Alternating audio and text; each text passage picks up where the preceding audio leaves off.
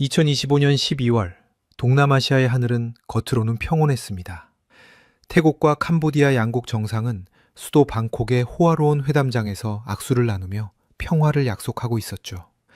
하지만 회담장 밖 현실은 전혀 달랐습니다. 캄보디아 시아누크빌 인근 이른바 태자단지라 불리는 거대한 복합단지에서는 수천 명의 사이버 범죄자들이 태국의 국가기관망을 향해 맹렬한 디지털 공격을 퍼붓고 있었습니다. 태자단지는 표면상으로는 화려한 카지노와 리조트 단지였지만 그 이면에는 중국 자본이 깊숙이 침투한 범죄의 온상이었습니다. 캄보디아 군부의 묵인 아래 이곳에서는 동남아시아는 물론 한국을 포함한 전 세계를 대상으로 한 보이스피싱, 로맨스 스캠, 불법 도박 사이트 운영 등 온갖 초고가적 범죄가 자행되고 있었죠. 지하 깊숙한 곳에 자리한 불법 데이터 센터에서는 최신형 서버들이 밤낮 없이 돌아가며 범죄의 그물망을 전 세계로 펼쳐나갔습니다. 그리고 2025년 12월 이들은 선을 넘었습니다.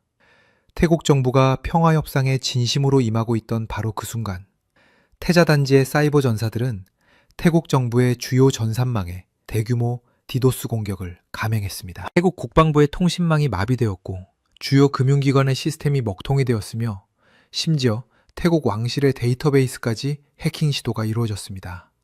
이는 명백한 선전포고나 다름없었습니다. 태국 군부의 인내심은 한계에 달했습니다. 외교적 항의나 국제기구를 통한 압박 같은 미온적 대응으로는 이 문제를 해결할 수 없다는 판단이 섰죠. 태국 국가안보회의는 긴급회의를 소집했고 결론은 명확했습니다. 물리적 타격을 통해 이 범죄 조직의 심장부를 완전히 제거해버리겠다는 것이었습니다. 작전명은 심판의 날개로 정해졌습니다. 태국 공군 수뇌부는 이 임무를 수행할 최적의 전력을 물색했습니다. 그들에게는 여러 선택지가 있었습니다. 미국에서 도입한 F-16 전투기도 있었고 스웨덴제 그리펜 경전투기도 보유하고 있었죠. 하지만 태국 공군이 최종적으로 선택한 것은 대한민국이 만든 T-50TH 골든 이글이었습니다. 왜 하필 한국산 경공격기였을까요? 이유는 명확했습니다. T-50은 이미 태국 공군에서 수년간 운용되며 그 신뢰성을 완벽하게 입증한 기체였습니다. 무엇보다 이번 작전은 단순한 폭격이 아니라 적의 심장부를 외과수술처럼 도려내야 하는 초정밀 타격 임무였습니다. 민간 시설이 밀집한 도심 한복판에서 목표물만을 정확히 타격해야 했고 동시에 캄보디아가 배치한 방공망을 뚫어야 했죠. T-50은 이 모든 요구사항을 만족시킬 수 있는 유일한 선택지였습니다. 태국 중구의 공군기지, 활주로 위에는 6대의 T-50이 일렬로 정렬되어 있었습니다. 동남아시아의 장렬하는 태양 아래 은빛 기체에서는 아지랑이가 피어올랐습니다. 정비사들은 마지막 점검을 서두르고 있었습니다. 날개 아래 파일런에는 정밀 유도 폭탄들이 단단히 고정되었고 동체 하부에는 최신형 전자전 푸드가 장착되었습니다. 조종석에 오른 조종사들은 한국 공군으로부터 직접 전수받은 전술 교리를 머릿속으로 되새기고 있었습니다.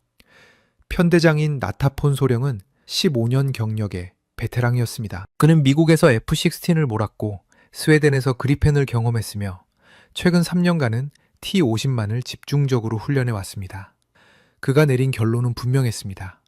T-50은 그 어떤 기종보다 조종하기 쉬우면서도 전투 효율은 결코 뒤지지 않는 최고의 다목적 전투기였습니다. 관제탑에서 출격 허가가 떨어졌습니다. 편대장기의 엔진이 먼저 포효했습니다. 제너럴 일렉트릭제 F404 터보팬 엔진이 내뿜는 섭씨 수백 도의 뜨거운 배기가스가 활주로 위로 일렁이며 흘러갔습니다. F터버너가 점화되자 기체 뒤쪽에서 청백색의 불길이 분출되었고 T-50은 짐승처럼 활주로를 박차고 나아갔습니다. 불과 300m도 채 달리지 않아 기수가 들렸습니다. 날렵한 삼각익이 공기를 가르며 양력을 만들어냈고 기체는 가볍게 지상을 떠났습니다. 바퀴가 동체 안으로 접히며 매끄러운 유선형 실루엣이 완성되었습니다. 두 번째, 세 번째 기체가 차례로 이륙했고 불과 2분도 채 지나지 않아 6대의 T-50 모두가 태국의 하늘을 박차고 올랐습니다. 편대는 고도 5,000m까지 상승한 뒤 캄보디아 국경을 향해 비행했습니다. 조종사들의 헬멧 바이저에는 각종 비행 정보가 투사되고 있었습니다. 속도, 고도, 연료량, 무장 상태, 그리고 가장 중요한 위협 정보까지 모든 것이 한눈에 들어왔습니다. 한국 기술진이 통합한 최신형 항전 시스템은 조종사의 눈과 귀가 되어 전장의 모든 정보를 실시간으로 제공했습니다. 국경이 가까워지자 편대장은 고도를 낮추라는 명령을 내렸습니다. 6대의 기체는 일제히 기술을 숙이며 급강하했습니다. 고도계의 숫자가 빠르게 감소했습니다. 5,000m, 4,000m, 3,000m. 그들은 지상 500m 이하로 내려가 초저고도 침투 비행에 돌입했습니다. 이는 적의 레이더망을 피하기 위한 필수적인 전술이었습니다. 캄보디아 영공으로 진입하자마자 조종사들의 헬멧에 경고음이 울렸습니다. 적의 레이더가 이쪽을 향해 전파를 쏘아대고 있다는 신호였습니다. 하지만 당황할 이유는 없었습니다. 기체 하부에 장착된 전자전 포드가 즉각 작동하기 시작했습니다. 이 포드는 한국의 독자 기술로 개발된 최신형 전자전 장비였습니다. 포드 내부에서는 초고속 프로세서가 적 레이더의 주파수를 분석하고 최적의 재밍 신호를 생성해냈습니다. 그리고 그 신호를 적 레이더를 향해 쏘아 보냈습니다. 캄보디아 방공진지의 레이더 화면에는 갑자기 수십 개의 가짜 신호가 나타났다 사라지기를 반복했습니다. 레이더 요원들은 혼란에 빠졌습니다. T-50 편대는 이 혼란의 틈을 타 유유히 목표 지점으로 접근했습니다. 조종사들은 지형 지물을 최대한 활용했습니다. 언덕 뒤로 숨었다가 나타나고 강을 따라 낮게 비행하며 레이더의 사각지대를 파고들었습니다. 한국 공군에서 배운 지형 추종 비행 기술이 빛을 발하는 순간이었습니다. 그들이 모르는 사이 캄보디아군은 이미 막대한 자금을 들여 중국산 최신형 방공 시스템을 태자단지 외곽에 배치해둔 상태였습니다. 바로 HQ-9 장거리 지대공 미사일 포대였습니다. 중국이 자랑하는 이 무기 체계는 러시아의 S-300을 기반으로 독자 개발한 것으로 재원상으로는 100km 이상 떨어진 적기를 탐지하고 요격할 수 있는 강력한 방패였습니다. 태자단지를 둘러싼 4곳의 고지에는 각각 HQ-9 발사대가 자리 잡고 있었습니다. 각 포대에는 4개의 미사일 발사관이 하늘을 향해 우뚝 서 있었고 그 옆에는 거대한 미상배열 레이더 안테나가 쉴 새 없이 회전하며 하늘을 감시하고 있었습니다. 중국 측 기술 고문들은 이 시스템만 있으면 그 어떤 적기도 접근할 수 없다고 장담했습니다. 하지만 현실은 카탈로그의 숫자와 달랐습니다. HQ-9의 레이더는 분명 강력했지만 그것만으로는 부족했습니다. 레이더가 아무리 멀리 보고 정확하게 탐지한들 목표물이 애초에 레이더에 잘 잡히지 않는 설계라면 무용지물이었으니까요. T-50은 바로 그런 기체였습니다. 한국 항공우주산업의 설계지는 T-50을 개발하면서 스텔스 기능을 염두에 두지는 않았습니다. 하지만 기체의 전반적인 형상을 다듬는 과정에서 자연스럽게 레이더 반사 면적이 최소화되었습니다. 날렵한 기수, 매끄러운 동체 표면, 그리고 날개와 동체의 부드러운 연결 부위 등 모든 것이 레이더파를 흡수하거나 엉뚱한 방향으로 반사시키도록 최적화되어 있었습니다. 게다가 T-50의 크기 자체가 작았습니다. 대형 전투기들에 비해 절반도 채 안 되는 크기였죠. 이는 레이더 화면에서 T-50을 세나 드론 정도의 작은 신호로 보이게 만들었습니다. 숙련된 레이더 요원이라면 구분할 수 있었겠지만 캄보디아의 방공진지에는 그런 베테랑이 없었습니다. 편대는 계속해서 전진했습니다. 드디어 목표물이 시야에 들어왔습니다. 저 멀리 해안가에 자리 잡은 거대한 복합단지가 보였습니다. 화려한 네온사인으로 치장된 카지노 건물들, 그리고 그 뒤편에 평범해 보이는 사무용 건물들. 하지만 조종사들은 알고 있었습니다. 저 건물 지하에 범죄의 심장부가 숨어 있다는 것을요. 편대장 나타폰 소령은 공격 대형으로 전환하라는 명령을 내렸습니다.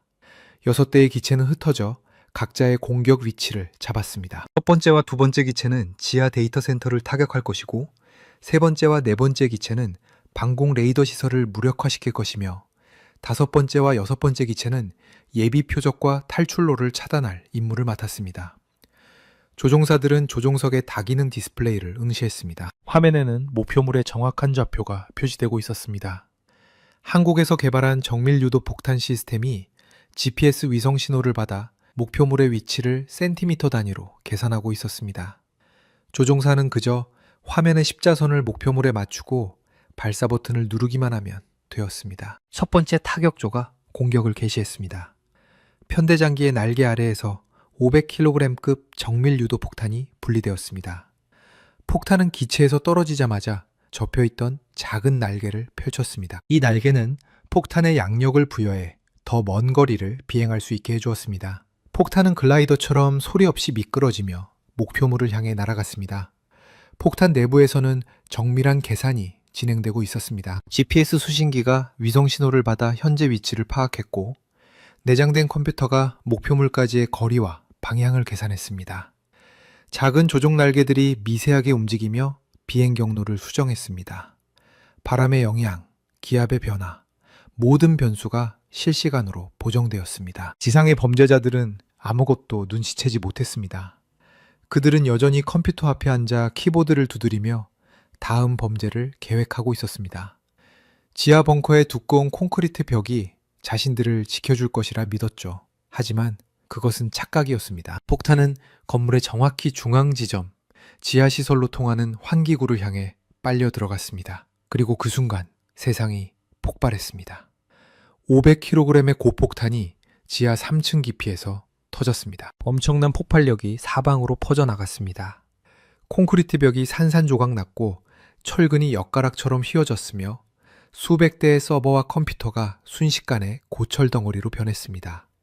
폭발의 충격파는 지하에서 지상으로 전달되었습니다. 건물 전체가 흔들렸고 유리창이 모조리 박살났으며 내부의 사람들은 그 자리에서 쓰러졌습니다.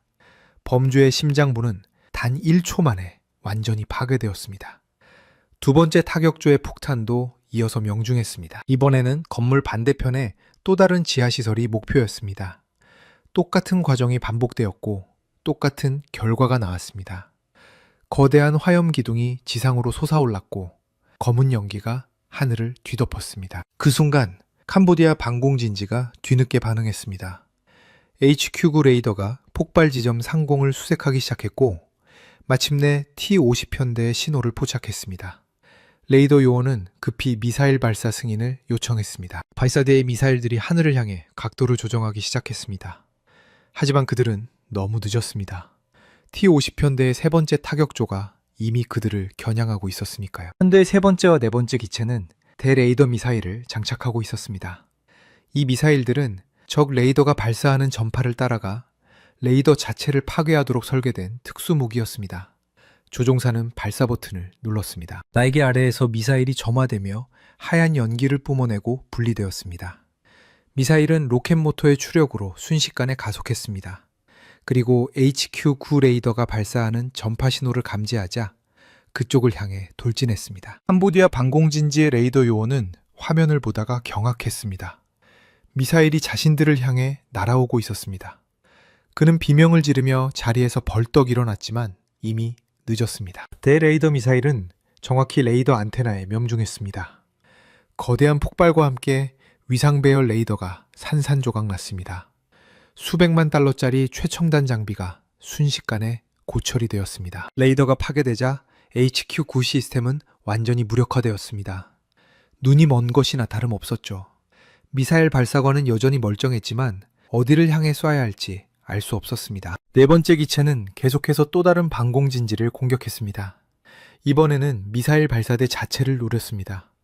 정밀 유도 폭탄이 발사대 바로 옆에 떨어졌고 폭발의 파편이 미사일 발사관들을 갈기갈기 찢어놓았습니다. 중국이 자랑하던 HQ-9 미사일들은 단 한 발도 발사하지 못한 채 쓸모없는 고철덩어리가 되었습니다. 이제 태저단지는 완전히 무방비 상태가 되었습니다. 하늘을 지켜줄 방공망도 사라졌고 지하의 사이버 공격 거점도 파괴되었습니다. T-50편대는 유유히 선회하며 잔여 목표물들을 차례차례 타격했습니다.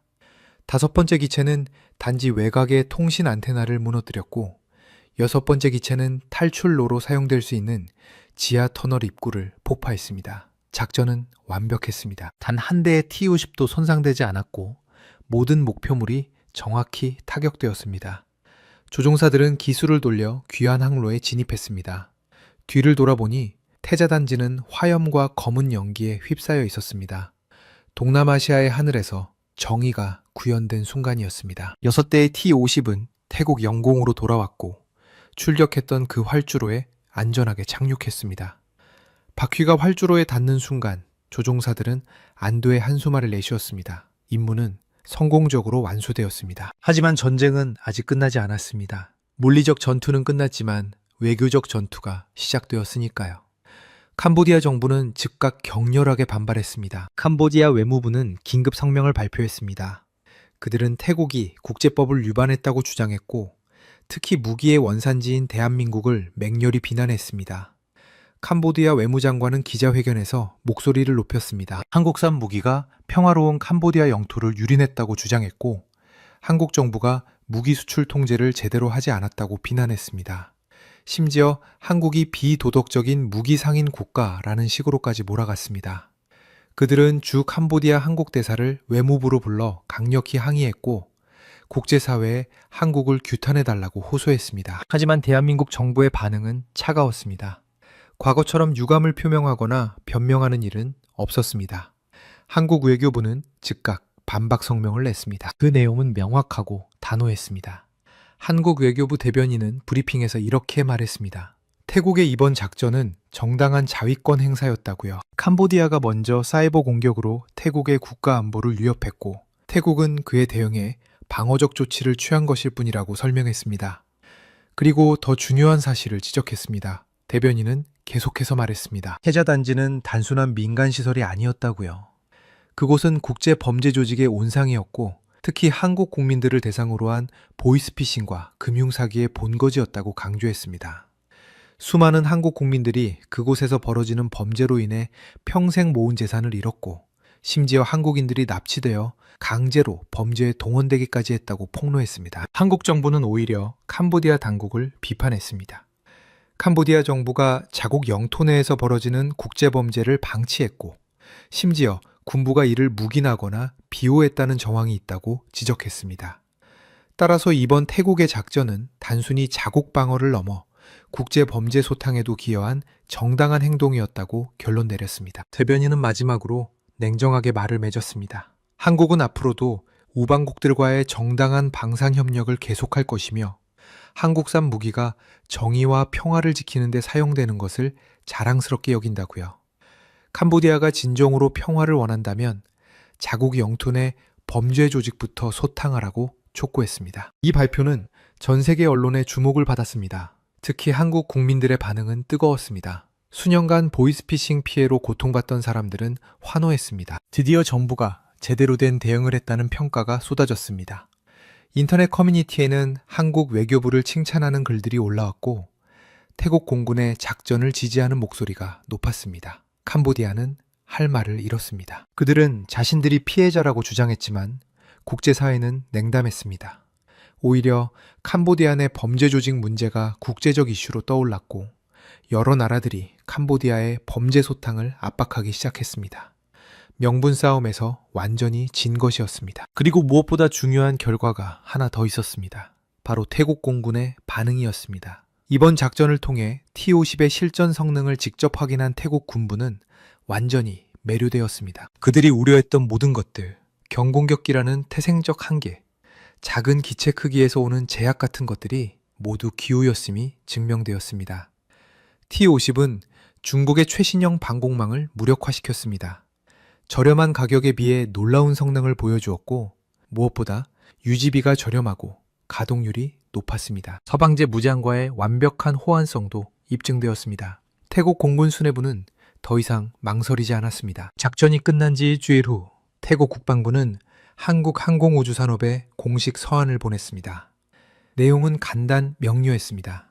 T-50 50대를 추가로 도입하겠다는 것이었습니다. 기존에 보유하던 노후 전투기들을 모두 퇴역시키고 T-50으로 전면 교체하겠다는 대규모 계획이었습니다. 이는 단순히 비행기 몇 대를 파는 계약이 아니었습니다.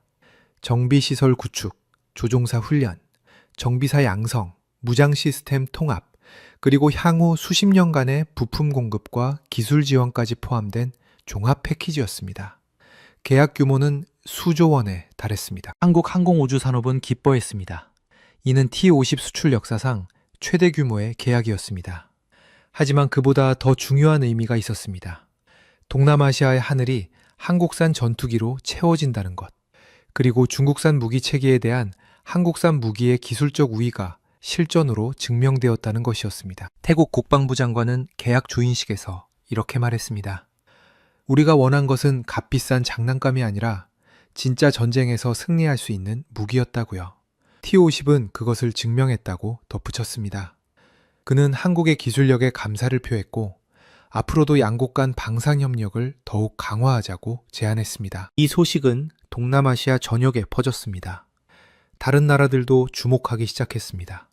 필리핀, 말레이시아, 인도네시아 등 여러 국가의 국방부 관계자들이 한국 항공우주 산업에 문의를 해왔습니다. 모두 T-50에 관심을 보였습니다. 실전에서 입증된 성능만큼 확실한 보증은 없었으니까요. 한국 방산업계는 들썩였습니다.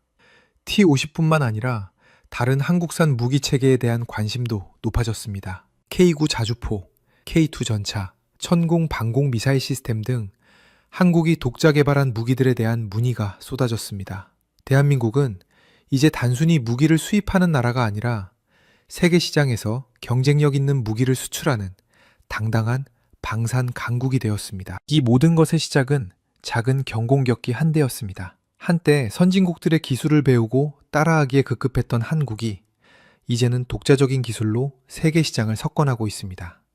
T-50은 그 상징이었습니다. 그리고 무엇보다 중요한 것은 한국산 무기가 정의로운 목적에 사용되었다는 사실입니다. T-50은 범죄 조직을 응징하고 무고한 피해자들을 구하는 데 기여했습니다. 한국 국민들을 괴롭히던 보이스피싱 조직의 본거지를 파괴했습니다. 이것이야말로 진정한 의미의 정의 구현이 아니었을까요? 태국 하늘을 가르는 T-50의 엔진 소리는 단순한 기계음이 아닙니다. 그것은 대한민국이 걸어온 땀과 눈물의 역사를 담은 포효입니다. 가난했던 시절, 총 한 자루 제대로 만들지 못해 외국의 원주에 의존하던 그 나라가 이제는 첨단 초음속 전투기를 만들어 세계에 수출하는 강국이 되었습니다. 한국의 젊은 엔지니어들이 밤을 새워 설계한 도면 한 장 한 장이 공장에서 땀 흘리며 부품을 조립한 기술자들의 손길 하나하나가 모두 모여 하늘을 나는 강철 독수리가 되었습니다. 그 독수리는 이제 태평양을 넘어 동남아시아의 하늘에서 날개를 펼치고 있습니다. 이것이 바로 대한민국 방위산업의 현주소입니다. 더 이상 누군가의 도움을 기다리지 않습니다. 우리 스스로 필요한 무기를 만들고 나아가 그것을 세계에 수출합니다. 우리의 기술로 우방국들의 안보를 책임지고 우리의 무기로 정의를 실현합니다. T-50 골든이글의 성공은 단순히 한 기종의 성공이 아닙니다. 그것은 대한민국 전체의 성공이고 이 땅에서 땀 흘려 일하는 모든 국민의 성공입니다. 우리는 이제 자랑스럽게 말할 수 있습니다. 우리가 만든 것이 세계 최고라고. 우리의 기술이 정의의 편에 섰다고 말입니다. 동남아시아의 뜨거운 하늘 아래 은빛 T-50이 오늘도 비행하고 있습니다. 그 비행기의 날개에는 태극기가 선명하게 그려져 있습니다. 그것은 단순한 국적 표시가 아닙니다. 그것은 대한민국의 자부심이고 우리가 이룬 기적의 증표입니다. 앞으로도 한국의 하늘에는, 아니 세계의 하늘에는 더 많은 한국산 전투기들이 날아오를 것입니다. 그들은 평화를 지키고 정의를 실현하며 대한민국의 이름을 드높일 것입니다. 이것이 바로 우리가 꿈꾸던 미래이고 이제 우리가 만들어가고 있는 현실입니다. 태국 공군의 T-50 추가 도입 결정은 동남아시아 전역에 엄청난 파장을 일으켰습니다. 하지만 이 소식에 가장 민감하게 반응한 곳은 태평양 건너편, 바로 중국이었습니다. 베이징의 국방부 청사에서는 긴급 회의가 소집되었고 인민해방군 공군 수뇌부는 심각한 표정으로 보고서를 검토하고 있었습니다. 중국 입장에서 이번 사건은 단순한 무기 판매 경쟁에서의 패배가 아니었습니다. 자신들이 캄보디아에 수출한 HQ-9 방공 시스템이 한국산 경공격기에게 속수무책으로 당했다는 사실은 중국제 무기의 신뢰도에 치명적인 타격을 입혔습니다. 더욱이 동남아시아는 중국이 1대1로 정책의 핵심 거점으로 삼고 있던 전략적 요충지였습니다. 이 지역에서 한국산 무기가 중국산을 밀어내고 시장을 장악한다는 것은 군사적 영향력 확대에 심각한 장애물이 될 수밖에 없었습니다. 중국 국방부는 즉각 대응에 나섰습니다. 그들은 캄보디아 정부에 기술 지원단을 급파했고 HQ-9 시스템의 소프트웨어를 전면 업그레이드하겠다고 약속했습니다. 동시에 동남아시아 각국 국방 관계자들을 초청해 자국의 최신 무기 체계를 선보이는 대규모 무기 박람회를 개최했습니다. 하지만 이미 실전에서 패배한 무기 체계를 아무리 포장해도 구매자들의 의심을 지우기는 어려웠습니다. 그 사이 한국에서는 조용하지만 중요한 움직임이 일어나고 있었습니다. 한국항공우주산업의 연구개발센터에서는 T-50의 차기 개량형 개발이 본격화되고 있었습니다. 태국에서의 성공은 T-50의 기본 설계가 우수하다는 것을 증명했지만 동시에 개선할 점들도 명확히 드러났습니다. 연구진은 실전 데이터를 면밀히 분석했습니다. 태국 조종사들로부터 받은 피드백, 전투 중 기록된 각종 센서 데이터, 그리고 무장 운영 패턴까지 모든 것이 분석 대상이었습니다. 그 결과 몇 가지 핵심적인 개선 방향이 도출되었습니다. 첫 번째는 전자전 능력의 강화였습니다. 비록 이번 작전에서 중국제 레이더를 무력화시키는 데 성공했지만 더욱 발전된 위협에 대비할 필요가 있었습니다. 연구진은 인공지능 기반의 적응형 제밍 시스템을 개발하기 시작했습니다. 이 시스템은 적 레이더의 특성을 실시간으로 학습하고 가장 효과적인 전자전 대응을 자동으로 선택하는 능력을 갖추게 될 것이었습니다. 두 번째는 무장 탑재량의 증대였습니다. T-50은 경공격기답게 민첩했지만 한 번에 실을 수 있는 무장의 양에는 한계가 있었습니다. 연구진은 기체 구조를 강화하고 날개 파일런을 추가하는 방안을 검토했습니다. 동시에 기체 중량 증가를 최소화하기 위해 탄소섬유 복합재의 사용 비율을 높이는 작업도 병행되었습니다. 세 번째는 항속거리의 연장이었습니다.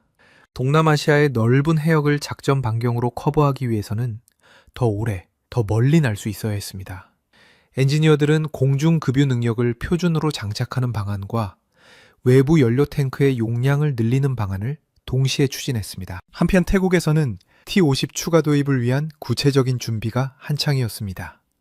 태국 공군은 새로운 기지 건설에 착수했습니다. 수도 방콕에서 남쪽으로 200km 떨어진 해안 지역에 최신식 공군 기지가 세워지기 시작했습니다. 이 기지는 T-50 전용 시설로 설계되었고 한국 기술진의 자문을 받아 건설되었습니다. 경락고는 열대기후를 고려해 습기와 부식에 강한 특수 코팅 처리가 되었고 정비시설에는 한국에서 직수입한 최신 장비들이 설치되었습니다. 조종사 훈련센터에는 한국산 비행 시뮬레이터가 들어왔고 정비사들을 위한 기술교육시설도 마련되었습니다. 모든 것이 체계적으로 그리고 빠르게 진행되었습니다. 첫 번째 추가 도입분인 12대의 T-50이 태국에 인도되는 날, 기지에서는 성대한 환영식이 열렸습니다. 태국 국왕의 대리인과 국방장관, 공군 참모총장이 참석했고 한국에서도 방위사업 청장과 한국항공우주산업 사장이 날아왔습니다. 활주로 위에 일렬로 늘어선 은빛 전투기들은 태국의 뜨거운 햇살을 받아 눈부시게 빛났습니다. 태국 국방장관은 연설에서 이렇게 말했습니다. 이 전투기들은 단순한 무기가 아니라 태국의 주권과 독립을 지키는 수호자라고요. 그리고 이것이 가능했던 것은 대한민국의 뛰어난 기술력과 양국 간의 굳건한 우정 덕분이라고 덧붙였습니다. 한국 측 대표들은 겸손하게 고개를 숙였지만 그들의 가슴 속에는 뜨거운 자부심이 타오르고 있었습니다. 하지만 이 화려한 환영식의 이면에서는 또 다른 긴장이 고조되고 있었습니다. 중국은 태국의 T-50 도입을 결코 좋게 보지 않았습니다. 베이징 정부는 외교 채널을 통해 태국에 압력을 넣기 시작했습니다. 경제협력 사업을 지연시키고 관광객 송출을 제한하며 각종 무역 장벽을 세우는 등 노골적인 보복 조치를 취했습니다. 태국 정부는 곤란한 입장에 처했습니다. 중국은 태국의 최대 교역국이었고 경제적 의존도가 높았습니다. 하지만 동시에 국가 안보는 타협할 수 없는 문제였습니다. 태국 정부는 균형을 찾아야 했습니다. 그들은 중국과의 경제협력은 계속 유지하면서도 군사적으로는 더욱 다변화된 협력 체계를 구축하기로 결정했습니다. 이러한 태국의 움직임은 다른 동남아시아 국가들에게도 영향을 미쳤습니다. 필리핀이 가장 먼저 반응했습니다. 필리핀은 중국과 남중국해에서 영토 분쟁을 겪고 있었고 자국의 방공 능력 강화가 시급한 상황이었습니다. 필리핀 국방부는 한국의 T-50 도입 가능성을 타진했고 실무 협상이 빠르게 진행되었습니다. 말레이시아도 관심을 보였습니다. 그들은 이미 한국산 KA-1 경공격기를 운용하고 있었고 T-50으로의 기종 전환을 검토하기 시작했습니다. 인도네시아는 더 신중했지만 자국의 광활한 영해를 방어하기 위해서는 저렴하면서도 효과적인 전투기가 필요하다는 점을 인식하고 있었습니다. 한국 항공우주산업의 수출 담당 부서는 바빠졌습니다. 각국에서 날아오는 문의를 처리하고 실무 협상을 진행하며 기술 설명회를 개최하느라 직원들은 밤낮 없이 일했습니다. 하지만 그들의 얼굴에는 피로보다 흥분이 역력했습니다. 한국 방산의 새로운 시대가 열리고 있었으니까요. 그 무렵 한국 본토에서는 또 다른 준비가 진행되고 있었습니다. 국방부와 방위사업청은 T-50의 성공에 고무되어 차세대 전투기 개발 계획을 본격화하기로 결정했습니다. KF-21 보람의 스텔스 전투기 개발이 그것이었습니다. T-50이 오늘의 전장을 지킨다면 KF-21은 내일의 하늘을 지배할 것이었습니다. 연구진은 T-50에서 얻은 경험과 데이터를 KF-21 개발에 적극 활용했습니다. 특히 전자전 시스템과 항전 통합 기술은 T-50에서 검증된 것을 기반으로 한 단계 더 발전시켰습니다. 스텔스 기능까지 더해진다면 그야말로 무적의 전투기가 탄생할 것이었습니다. 한편 태국에서는 새로 도입된 T-50들이 본격적인 작전 배치에 들어갔습니다. 조종사들은 매일같이 훈련 비행을 실시했고 정비사들은 기체를 완벽한 상태로 유지하기 위해 노력했습니다. 한국에서 파견된 기술 지원팀도 현장에서 태국 공군을 도왔습니다. 그리고 석 달 후 그들의 준비는 다시 한번 시험대에 올랐습니다. 남중국해 상공에서 중국 공군의 제-20 스텔스 전투기가 태국 영공에 근접 비행하는 사건이 발생한 것입니다. 이는 명백한 위협 비행이었고 태국에 대한 군사적 압박이었습니다. 태국 공군은 즉각 대응했습니다. 긴급 발진 명령이 떨어졌고 두 대의 T-50이 활주로를 박차고 날아올랐습니다. 그들의 임무는 중국 전투기를 요격하고 영공 밖으로 몰아내는 것이었습니다. 조종사들의 심장은 빠르게 뛰었습니다. 제-20은 중국이 자랑하는 최신의 스텔스 전투기였습니다. T-50과는 세대 자체가 다른 적수였죠. 하지만 조종사들은 침착했습니다. 그들은 한국 교관들에게서 배운 전술을 기억했습니다. 스텔스 전투기라 해도 완벽하게 보이지 않는 것은 아니라는 것. 적절한 각도와 거리에서는 레이더에 포착될 수 있다는 것. 그리고 무엇보다 조종사의 기량이 승패를 가른다는 것을 알고 있었습니다. T-50 편대는 초저고도로 접근했습니다. 바다 위 50m 높이를 날며 중국 전투기의 탐지를 피했습니다. 그들의 레이더는 수평선 너머를 훑으며 적기를 찾았습니다. 그리고 마침내 화면에 희미한 신호가 잡혔습니다. 제-22였습니다. 중국 조종사는 자신만만했습니다. 스텔스 전투기를 타고 있었고 상대는 고작 경공격기에 불과했으니까요. 하지만 그는 실수를 했습니다. T-50을 과소평가한 것이었습니다. 태국 조종사들은 절묘한 타이밍에 고도를 높이며 중국 전투기에 접근했습니다. 중국 조종사가 T-50을 발견했을 때는 이미 늦었습니다. 태국 전투기들은 완벽한 요격 위치를 점하고 있었습니다. 교전 규칙상 먼저 공격할 수는 없었지만 라곤 경고음을 울리며 위협하는 것은 가능했습니다. T-50의 레이더가 제-20을 조준했고 미사일 유도 시스템이 작동했습니다. 중국 조종사의 헬멧에서 경고음이 울렸습니다. 누군가 자신을 조준하고 있다는 신호였습니다. 그는 당황했습니다. 스텔스 전투기가 이렇게 쉽게 발견될 리 없었는데 말이죠. 하지만 현실은 냉혹했습니다. 태국 공군의 T-50이 자신을 완벽하게 포착하고 있었습니다. 태국 편대장은 무전으로 중국 조종사에게 경고했습니다. 즉각 방향을 바꿔 태국 영공에서 벗어나라고요. 그렇지 않으면 격추하겠다고 명확히 통보했습니다. 중국 조종사는 선택의 여지가 없었습니다. 그는 기술을 돌려 북쪽으로 향했고 태국 전투기들은 그가 완전히 멀어질 때까지 호위하듯 따라갔습니다. 이 사건은 다시 한번 T-50의 능력을 입증했습니다. 경공격기가 최신의 스텔스 전투기를 상대로 승리한 것입니다. 물론 실제 교전은 없었지만 전술적으로 완벽하게 우위를 점했다는 사실은 변하지 않았습니다. 이 소식이 전해지자 동남아시아 각국의 관심은 더욱 뜨거워졌습니다. 필리핀은 즉각 계약을 체결했습니다. 20대의 T-50을 도입하기로 결정한 것입니다. 말레이시아도 뒤를 이었습니다. 그들은 15대를 주문했고 추가로 15대를 옵션으로 남겨두었습니다. 인도네시아는 더 신중했지만 결국 소규모 도입을 결정했습니다. 먼저 8대를 들여와 성능을 확인한 뒤 대규모 도입을 검토하겠다는 것이었습니다. 한국항공우주산업의 생산 라인은 풀가동에 들어갔습니다. 사천 공장의 조립 라인에서는 매달 여러 대의 T-50이 완성되어 나왔습니다. 숙련된 기술자들의 손을 거쳐 각각의 부품이 조립되고 엄격한 품질 검사를 통과한 기체들이 시험 비행을 마친 뒤 고객에게 인도되었습니다. 공장 밖 활주로에서는 매주 인도식이 열렸습니다. 태국향, 필리핀향, 말레이시아향 T-50들이 각국의 국기와 함께 태극기를 단 채 하늘로 날아올랐습니다. 그 광경을 지켜보는 한국 기술자들의 눈에는 자부심이 가득했습니다. 이러한 성공은 단순히 경제적 이익만을 의미하지 않았습니다. 한국의 국제적 위상이 높아졌고 동남아시아 국가들과의 전략적 협력 관계가 강화되었습니다. 방산 협력은 다른 분야의 협력으로도 확대되었습니다. 인프라 건설, 에너지 개발, 기술 이전 등 다양한 분야에서 한국 기업들의 진출이 활발해졌습니다.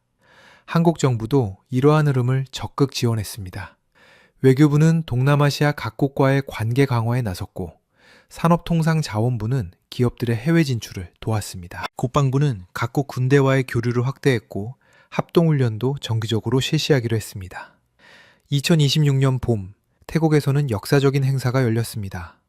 한국과 동남아시아 5개국이 참가하는 대규모 연합 공중훈련이 실시된 것입니다. 훈련명은 가디언 스카이, 수호자의 하늘이었습니다. 태국, 필리핀, 말레이시아, 인도네시아, 싱가포르, 그리고 한국의 공군이 함께 훈련을 벌였습니다. 태국의 넓은 훈련장 상공에는 수십 대의 전투기가 날아올랐습니다. 그중 절반 이상이 한국산 T-50이었습니다. 한국 공군에서도 KF-16 전투기와 함께 T-50 시범팀을 파견했습니다. 각국의 조종사들은 서로의 전술을 배우고 협동작전을 연습했으며 우정을 나누었습니다. 훈련의 하이라이트는 모의 공중전이었습니다. 가상의 적국이 동남아시아를 침공한다는 시나리오 아래 연합군이 이를 격퇴하는 훈련이었습니다. T-50들은 완벽한 팀워크를 보여주었습니다. 그들은 서로 엄호하며 적기를 요격했고 지상 목표물을 정밀 타격했으며 공중 급유를 받으며 장시간 작전을 수행했습니다. 지상에서 이를 지켜보던 각국 국방장관들은 감탄했습니다. 한국의 기술력이 그리고 동남아시아의 단결이 만들어낸 놀라운 광경이었습니다. 훈련이 끝난 뒤 열린 만찬에서 태국 국방장관은 이렇게 말했습니다. 오늘 우리는 하나의 하늘 아래 함께 날았다고요. 이제 우리는 진정한 동반자이며 서로를 지킬 것이라고 약속했습니다. 한국 국방부 장관은 답사에서 겸손하게 응답했습니다. 한국은 과거 어려운 시절 많은 나라의 도움을 받았다고요. 이제 우리가 우방국들을 도울 수 있게 되어 영광이라고 말했습니다. 그리고 앞으로도 함께 평화를 지켜나가자고 덧붙였습니다. 하지만 모든 것이 순탄한 것만은 아니었습니다.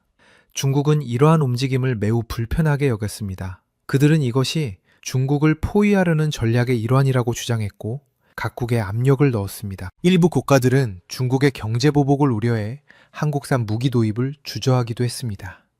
하지만 대세는 이미 기울었습니다. 실전에서 증명된 T-50의 성능, 합리적인 가격, 그리고 한국에 신뢰할 수 있는 기술 지원은 중국의 압박보다 강력했습니다. 무엇보다 각국은 자국의 안보를 타국의 눈치를 보며 결정할 수 없다는 것을 깨달았습니다.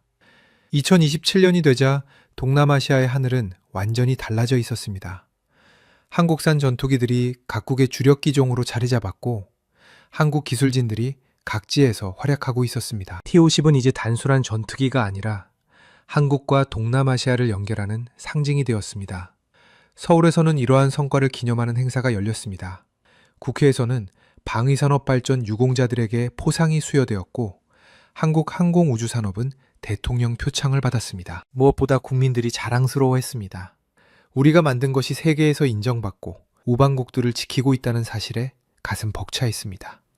하지만 한국은 여기서 멈추지 않았습니다. T-50의 성공을 발판 삼아 더 큰 도약을 준비했습니다. KF-21 개발은 순조롭게 진행되었고 차세대 무인 전투기 개발도 착수되었습니다. 한국은 이제 방산 기술의 최전선을 달리고 있었습니다. 동남아시아의 어느 공군 기지, 오늘도 T-50들이 활주로에서 이륙 준비를 하고 있습니다. 조종사들은 조종석에 올라 시스템을 점검합니다. 정비사들은 마지막 확인을 하며 엄지손가락을 치켜 세웁니다. 관제탑에서 출격 허가가 떨어지고 엔진이 포효하며 기체가 하늘로 날아오릅니다. 은빛 날개에 그려진 태극기가 햇살을 받아 반짝입니다. 저 전투기는 단순한 철과 전자장치의 집합이 아닙니다. 그것은 대한민국의 땀과 눈물, 기술과 열정, 그리고 평화를 향한 염원이 만들어낸 결실입니다. 그것은 과거 전쟁의 폐허에서 일어나 세계 10위권 경제 대국이 된 기적의 나라, 대한민국의 자부심입니다. T-50이 그리는 비행 궤적은 단순한 선이 아닙니다. 그것은 대한민국이 세계에 그리는 평화의 메시지이고 우방국들과 함께 만들어가는 안전한 미래의 청사진입니다. 그리고 그 하늘 아래서 수많은 사람들이 안심하고 일상을 살아갑니다. 그들은 알고 있습니다. 자신들을 지켜주는 수호자가 하늘에 있다는 것을요.